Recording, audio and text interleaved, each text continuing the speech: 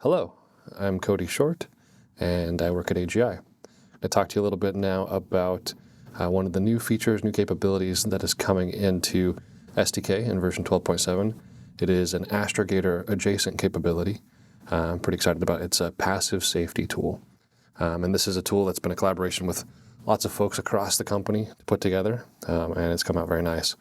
So I'm going to go into SDK and just kind of get set up here. So for this tool, we're talking about passive safety with respect to a satellite with respect to another while it's doing rendezvous or proximity operations. And so in order to do that, we need some rendezvous and proximity operations situation already set up.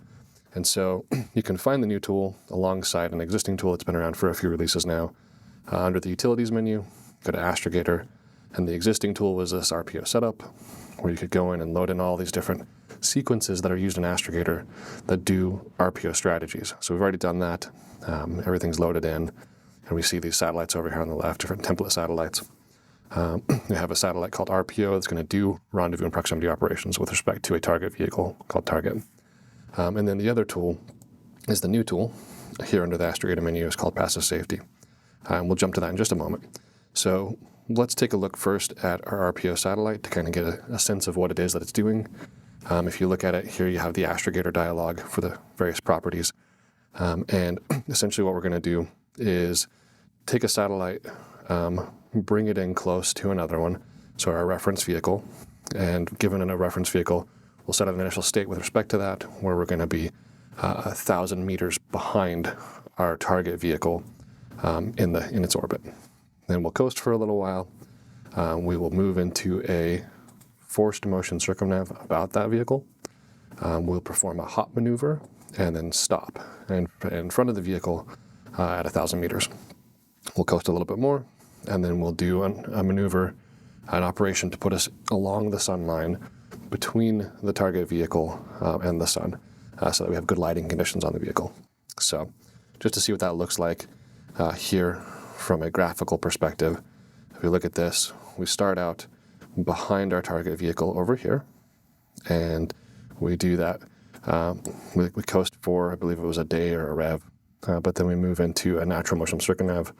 I believe it was a forced motion circumnav. We move along this line here to get into that circle offset above the target vehicle, and then we do that circumnavigation there that is offset. Once we complete that, we do a hop off of the circumnav back to in front of the target vehicle over here. And then after we coast again in the same orbit for a revolution or for a day, we move into this follow sun operation. So you see here's the sun line here. And then we move into this offset from the target vehicle that'll be along the sun line. And I'm going to actually just go ahead and get us at that point. So if I set this to be here, and look at where I'm at. So here's my RPO vehicle that's going to move over here to get into that motion to follow the sun line. Turn up the speed a little bit. Too much. Okay. And as we get there, we see that we arrive in the sun line between the target and the sun, back over there, and then we do a follow sun. So that sets up our situation. This is what all of our rendezvous and proximity operations are. And just for scale, go ahead and pause this. Recall that we started 1,000 meters trailing the target vehicle, so a kilometer behind. We hop over here to 1,000 meters in front of.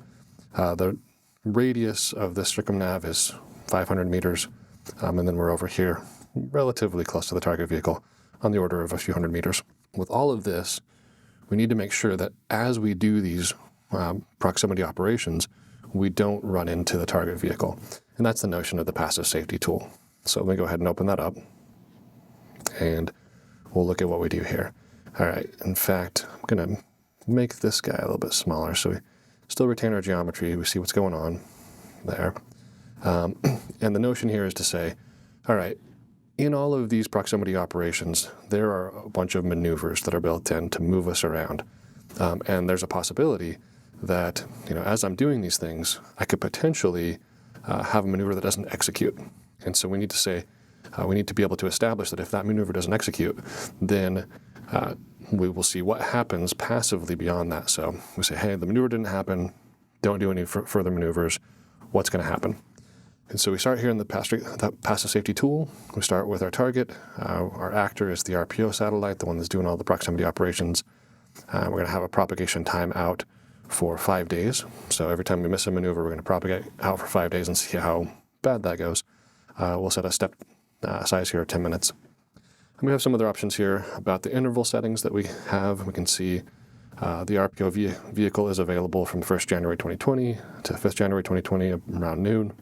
And then 5 days beyond that's out to 10th January. So you can kind of see that full interval of things that are happening. And then we're going to say, hey, we want to keep out of the range of our target vehicle. So how far out do you want to keep? We can either do a spherical constraint or a per axis in terms of radial in-track and cross-track separation. So let's just do a spherical keep out.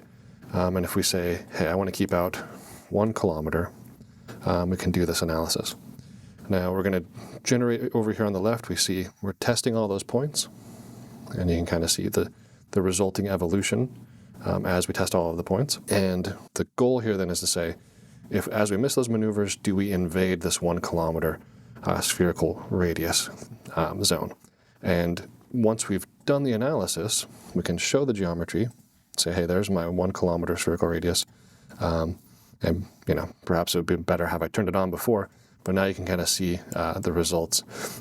So there were no spoilers there. All of these transfers turn out to be within that radius. So, okay, well, we don't really want to keep that far apart. If we're 100 meters apart, that's better. So let's go ahead and turn that off. And we will rerun the analysis at 100 meters. And let's see if it'll let me do this. Yeah, so as we're running. Okay. So now we see if we miss a maneuver at any point along this trajectory, we, along our operations here, we may or may not invade this 100-meter radius sphere.